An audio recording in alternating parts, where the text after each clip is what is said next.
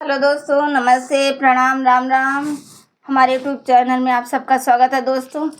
जय हो शेरा वाली आज से जगदम्बे माता की जय। दोस्तों, आज हम आप सबको बहुत ही प्यारा देवी गीत सुनाने जा रहे हैं। सुनिए और कमेंट में बताइए कैसा लगना है। तो हमारे चैनल को सब्सक्राइब कीजिए, लाइक कीजिए, अपना कमेंट, अपना राय जरूर दीजिए कमेंट बॉक्स में। आप सबको कैसा लगा। सात बहिनी चलली बजरिया सहरिया में चाँद उगल सखिया। सात बहिनी चलली बजरिया सहरिया में चाँद उगल सखिया। चाँद उगल सखिया, चाँद उगल सखिया, चाँद उगल सखिया, चाँद उगल सखिया।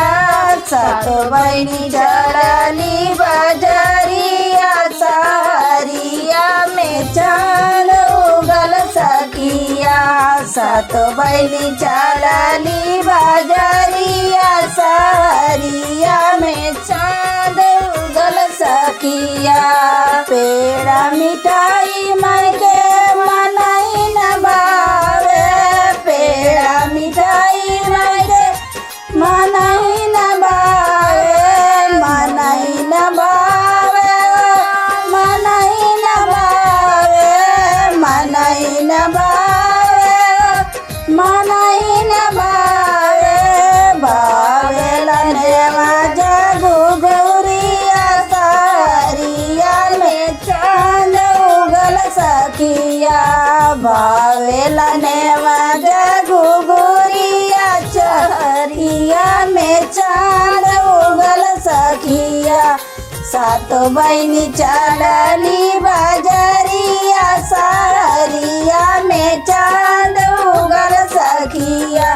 सात बहिनी चलली बजरिया सहरिया में चाँद उगल सखिया। लगाया साड़ी मायके मनई न बावे, लगाया साड़ी मायके मनई न बावे। भावे लाल की चुनरिया सहरिया में चाँद उगल सखिया। भावे लाल की चुनरिया सहरिया में चाँद उगल सखिया। सात बहिनी चलली बजरिया सहरिया में चाँद उगल सखिया। सात बहिनी चलली बजरिया सहरिया में चाँद उगल सखिया। पीपल और बरगद मायके मनई न बावे, पीपल और बरगद मायके मनई न बावे, मनई न बावे, मनई न बावे, मनई न बावे, मनई न बावे। बावेला निमिया कछैया सहरिया में चाँद उगल सखिया।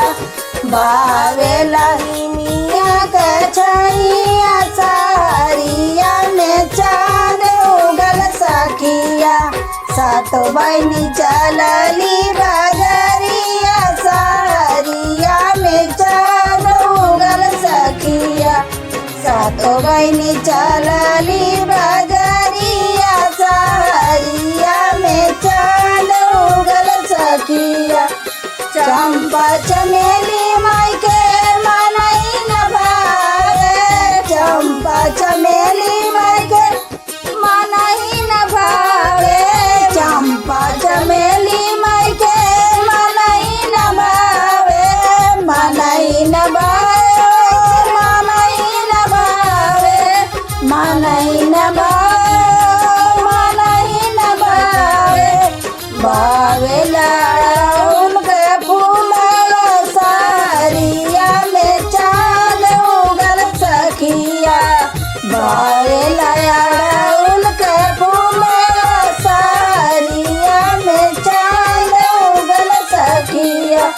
सात बहिनी चलली बजरिया सहरिया में चांद उगल सखिया सातो बहिनी चलली बाजरिया सारिया में चांद उगल चांद उगल सखिया चांद उगल सखिया चांद उगल सखिया चांद उगल सखिया सात बहिनी चलली